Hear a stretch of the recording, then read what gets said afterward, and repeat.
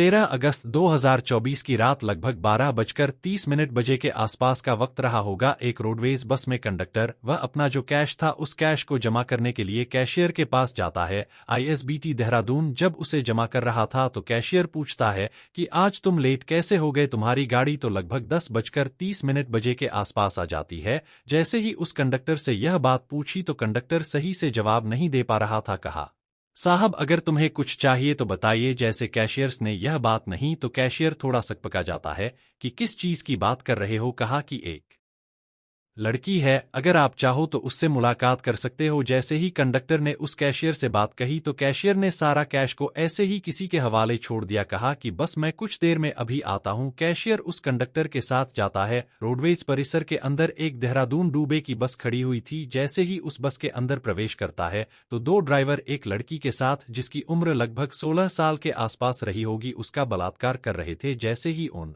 दोनों ड्राइवरों ने कैशियर को देखा, कहा कि साहब आए हैं, पहले इन्हें करने देते हैं, उसके बाद में देखते हैं। अब बारी बारी से उस लड़की का बलात्कार हो रहा था। जब उनका मन भर जाता है तब वहां से चले जाते हैं। वो उस लड़की को जाना था पंजाब के पटियाला। यदि पटियाला की बस मिल गई होती और एक गार्ड की उस लड़की पर नजर ना पड़ी होती तो शायद कभी भी जिंदगी में यह केस खुलकर सामने नहीं आता। जहां जहां तक इस केस की गूंज फैलती है, जहां जहां तक लोगों ने इस केस के बारे में जाना, उन लोगों के अंदर से एक सिहरन से पैदा हो जाती है। ऐसा लगता है जैसे कि अब वह पांचों के पांचों इंसान नहीं बल्कि इंसान की जैसी शक्ल में दिखने वाले जानवर जैसे लोग लगते हैं। आज की कहानी सुनने के बाद शायद आप लोगों को भी इंसानियत पर बड़ा अफसोस होगा। नमस्कार दोस्तों, आज की जो सच्ची घटना मैं आपको सुनाने जा रहा हूं यह सच्ची घटना है उत्तराखंड की राजधानी देहरादून की। दून आईएसबीटी पर एक गार्ड लगातार एक लड़की को देख रहा था। वह लड़की थोड़ी असह्य हो रही थी, कभी कभी अपने शरीर को या अपने कपड़ों को संभालने की कोशिश कर रही थी। ऐसा लग रहा था जैसे क्या वो बहुत ज्यादा परेशान है, मानसिक स्थिति उसकी ठीक नहीं लग रही थी। गार्ड ने इससे पहले कि कोई बात करता तभी वो लड़की कहती है कि मुझे पंजाब के पटियाला जाना है, बस कितनी देर में जाएगी। वहीं पास में ही एक व्यक्ति मैगी बना रहा है, उसकी छोटी सी एक शॉप है और उस लड़की के इर्द गिर्द एक संदिग्ध व्यक्ति था जो लगातार इधर उधर घूम रहा था। वो लड़की के पास जाने की कोशिश कर रहा था। गार्ड को ये सब बातें अटपटी लग रही थी, अजीब लग रही थी। तभी वो वहां से हटता है और 98 यानी कि चाइल्ड हेल्पलाइन नंबर पर फोन करता है। कहता है कि साहब इस आईएसबीटी के प्लेटफॉर्म नंबर 12 पर एक लड़की खड़ी हुई है, कुछ अजीब लग रही है, आखिर आप देखेंगे तो शायद हो सकता है कि आप उसको थोड़ा बेहतर समझे। गार्ड ने जब यह फोन करता है, फोन करने के बाद कुछ देर के बाद पुलिस भी आती है और चाइल्ड वेलफेयर कमेटी की वहां पर एक टीम पहुंच जाती है। उस लड़की को अपने साथ लेते हैं। उस साथ लेने के बाद उसकी मनोस्थिति मनोदशा उसकी कुछ अच्छी नहीं थी। सवाल जवाब जो कर रहे थे वो सही से जवाब नहीं दे पा रही थी। पूछा कि कहाँ की रहने वाली हो, बताती है कि वह पंजाब के पटियाली की रहने वाली है, वहीं जाना चाहती है। लड़की को भूख लगी थी, उसे खाना खिलाया, उससे बातचीत की। उसकी हालत कुछ अजीब सी भी हो रही थी। उस लड़की से कहा जाता है कि बेटा तुम घर चलो, यानी कि उसे घर लेकर जाया जाता है। उससे बड़े प्यार से सलीके से बातचीत कर रहे थे। जो खाने को मांग रही थी वो खाने को दे रहे थे ताकि कुछ बोल सके, क्योंकि 16 साल की वो लड़की थी। वो समझ नहीं पा रहे थे कि एक अजीब सी दुनिया में वो घूम रही थी और अजीब अजीब तरह के उसे लोग मिल रहे थे और जिसको भी देखती थी, खासकर आदमियों को, पुरुषों को देखती थी तो डर जाया करती थी। तभी महिलाएं उससे बातचीत कर रही थी और लगभग 2-3 दिन बीत जाते हैं। तब उस लड़की ने कहा कि गंदा काम हुआ है। बस इतना कहने की स्थिति में थी कि गंदा काम हुआ है, किसने गंदा काम किया किसने नहीं किया, बस वो जानना चाहते थे। आखिरकार पुलिस ने उसी तारीख में वापस जाते हैं, यानी कि 121 अगस्त 2024 की उस रात में जिस रात में वो लड़की मिली थी। और आईएसबीटी देहरादून के उस रोडवेज बस स्टैंड पर जितने भी सीसीटीवी कैमरे लगे हुए थे उन कैमरों को बारीकी से खंगाला जाता है। देखा जाता है वो संदिग्ध व्यक्ति जो उस लड़की के इर्द गिर्द घूम रहा था, वो संदिग्ध व्यक्ति आसपास कहीं और भी दिखाई देता है। उस व्यक्ति का फोटो निकलवाया जाता है और रोडवेज डिपो में जितने भी लोग काम कर रहे थे सबको फोटो दिखाया जाता है कि क्या तुमने इस व्यक्ति को देखा है। तभी अलग अलग लोगों ने कहा हाँ हम इसे जानते हैं। और जैसे ही उसके बारे में पता किया तो उस व्यक्ति का नाम, उसका पता जब निकल के सामने आता है तो पुलिस उससे गिरफ्तार कर लेती है। गिरफ्तार करने के बाद अब उससे पूछते हैं कि आखिरकार क्या माजरा है, पूरी कहानी क्या है, तुम अपने आप से बताते हो, प्यार से बताते हो या फिर पुलिस का जो तरीका होता वैसे बताओगे, क्योंकि पुलिस ने जब उसे सख्ती से पूछताछ की तब उसने एक कहानी सुनाई, जिस कहानी को सुनने के बाद शायद आप लोगों को भी बहुत बुरा लगेगा और इंसानियत पे शायद भरोसा उठने की पूरी संभावना होगी। 12 अगस्त 2024 की यह बात है। शाम के लगभग 4 बजे के आसपास का वक्त था। दिल्ली के कश्मीरी गेट पर एक लड़की खड़ी हुई थी। कश्मीर गेट पर लड़की खड़ी हुई थी। वो पूछ रही थी कि भैया, मुझे पंजाब के पटियाला जाना है, यह कौन सी बस पकड़ लूं? अब उस आईएसबीटी पर सैकड़ों नहीं बल्कि बताते हैं कि हजारों बस खड़ी रहती वो अलग अलग दिशाओं में जाती हैं, और वो लड़की थोड़ा कंफ्यूज थी, परेशान थी कि किस बस में जाके बैठूं। जिस व्यक्ति से पूछा जाता है उसने कहा, तुम परेशान मत हो, ये जो सामने बस खड़ी हुई है इस बस में बैठ जाओ। अब दिल्ली से वो बस देहरादून के लिए चलने वाली थी। उस लड़की को उस बस में बैठा दिया जाता है। कोई किराए की मतलब फिक्र नहीं थी। आराम से उस लड़की से कहा जाता है कि जब भी तुम्हारा स्टेशन आएगा जहां तुम जाना चाहती हो, मैं तुम्हें आराम से बता दूंगा, उतर जाना। अब धीरे धीरे कर बस चलने लगती है। बस रात के 10:30 बजे के आसपास उत्तराखंड की राजधानी देहरादून के जो मेन उसका बस स्टैंड है, आईएसबीटी, वहां पर जाकर रुक जाती है। और जब एक एक सवारी उतर जाती है, वह लड़की अकेली थी। कंडक्टर और ड्राइवर उस बस के जो होते हैं उस लड़की के पास जाते हैं, कहते हैं कि तुम्हारा स्टेशन आ ही चुका है, बस एक बस और बदलनी है, थोड़ी देर की बात है,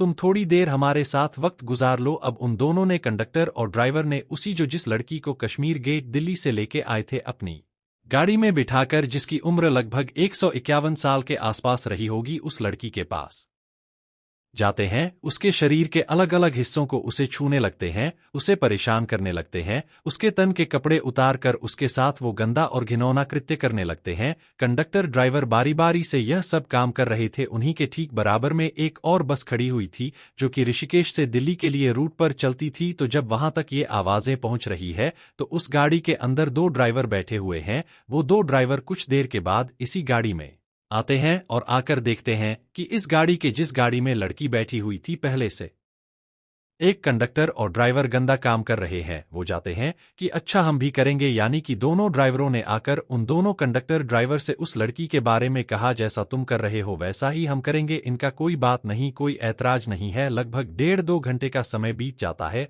उस लड़की के साथ ऐसे ही घिनौना गंदा कृत्य हो रहा था। तब उस गाड़ी का जो ड्राइवर था, जो दिल्ली से उस लड़की को लेके आया था और कंडक्टर था, कंडक्टर कहता है कि मैं कुछ पैसे हैं जो कैशियर को जमा करके आता हूं, तुम यहां पर स्थिति को संभालो। अब यहां से वो स्थिति को संभालने के लिए 2-3 ड्राइवर को वहां मौके पर छो जाता है। उस लड़की का वो उसके साथ गलत काम कर रहे थे। कैशियर के पास जाता है। कैशियर के पास जाने के बाद अपनी जो कैश होता है, जो भी सवारियों से, यात्रियों से कलेक्ट होता है, उसको जाकर जमा कर रहा था। तो कैशियर बोला कि तुम्हारी गाड़ी तो दिल्ली से रात के 10:30 बजे के आसपास आ चुकी थी, तुम 2-2.5 घंटे के बाद यहां पर क्या कर रहे हो? तब वो कहता है कि साहब, वैसे ही कुछ विजी हो गया था। बोले, यार, पैसे जमा करने की इतनी जल्दी हमेशा रहती है, आज तुम कितना देर कर गए, मेरी कुछ समझ में नहीं आ रहा है।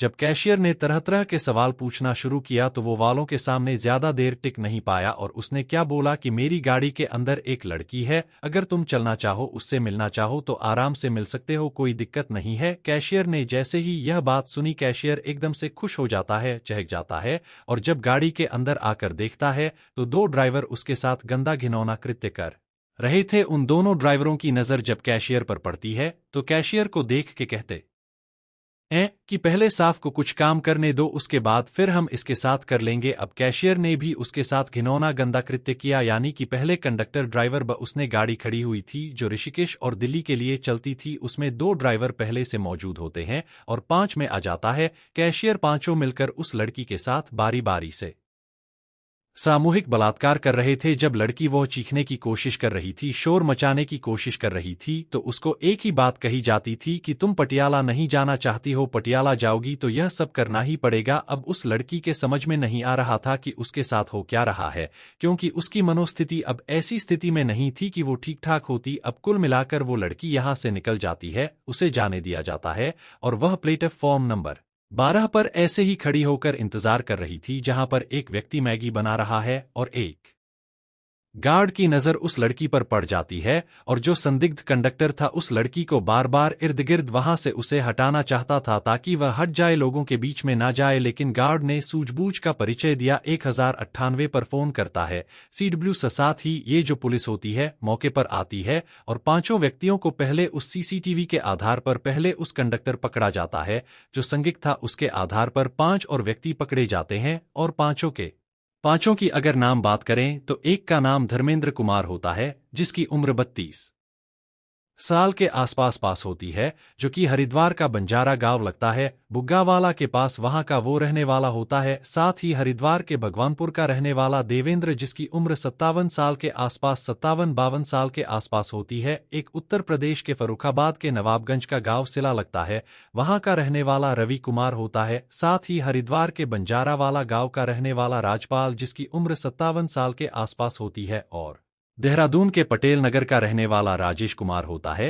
इन पांचों को पुलिस ने गिरफ्तार किया और गिरफ्तार करने के बाद जब इनसे बारी बारी से पूछताछ की तो वाकई सचमुच इस घटना के बारे में पता चलता है तो लोग सहड़ जाते हैं। SSP राजेश कुमार ने इनकी विरुद्ध 17 अगस्त 2024 को FIR दर्ज कराई। अब उस लड़की के बारे में पूछा गया कि लड़की वो कहाँ की रहने वाली है। लड़की ने बताया पंजाब के पटियाला की रहने वाली है, लेकिन उसकी जब जांच पड़ताल करते हैं तो पता चलता है कि उत्तर प्रदेश के जिला मुरादाबाद का एक थाना लगता है मुड़ापाड़ा और मुंडा पांडा थाना क्षेत्र का एक गांव लगता है, उस गांव की वो लड़की रहने वाली होती है। अब देहरादून की पुलिस ने मुंडा पांडे क्षेत्र के उस गांव में जाकर उसकी लड़की के माता और पिता से संपर्क किया, जबकि अब तक वो लड़की कह रही थी मेरे माँ बाप दोनों मर चुके हैं, जबकि माँ बाप भी जिंदा हैं, भाई उसका रामपुर में मजदूरी करता है। अब उस लड़की के माँ बाप से पूछा गया कि तुम्हारी लड़की है कहाँ पर, तो उस लड़की ने उन्होंने बताया कि लगभग 12 दिन पहले वो लड़की यहाँ से निकल चुकी है, इससे पहले भी वो 1-2 बार गई है,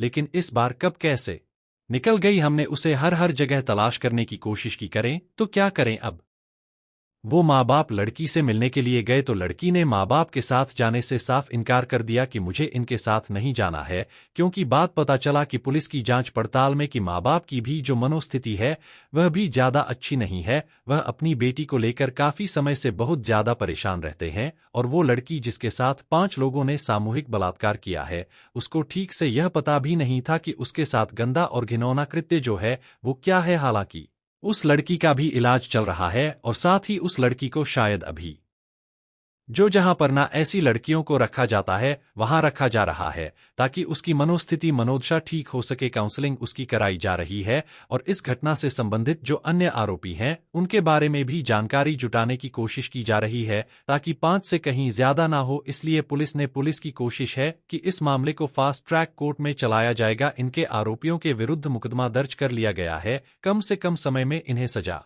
दिलाने की कोशिश की जाएगी ताकि समाज को एक संदेश दिया जा सके कि बुरा काम करने वालों को किसी भी कीमत पर बख्शा नहीं जाएगा। वाकई इस लड़की के साथ जो होता है उस घटना को सुनने के बाद किसी भी इंसान की इंसानियत को लेकर कई तरह के सवाल खड़े हो जाते हैं जो ऐसा गंदा घिनौना कृत्य करते हैं। एक तरफ पश्चिम बंगाल की राजधानी कलकत्ता में पूरे देश में उस घटना को लेकर बवाल मचा हुआ है और जिस रात की वह घटना थी शायद बताया जाता है कि उसी रात की यह घटना देहरादून में हो रही थी। उधर ट्रेनी डॉक्टर के साथ ये गंदा घिनौना करत हो रहा था, उधर इस लड़की के साथ शायद वो तारीख वगैरह कुछ अलग है, लेकिन दोनों के साथ जो हुआ है वह वाकई बहुत भयानक हुआ है। हम भी अपनी वीडियो के माध्यम से अपील करेंगे कि इन बदमाशों को, इन साथर को, इन अपराधियों को कम से कम समय में सजा मिलनी चाहिए। दोस्तों, आप सब लोग अपना ख्याल रखें, सुरक्षित रहे। जय हिंद, जय भारत।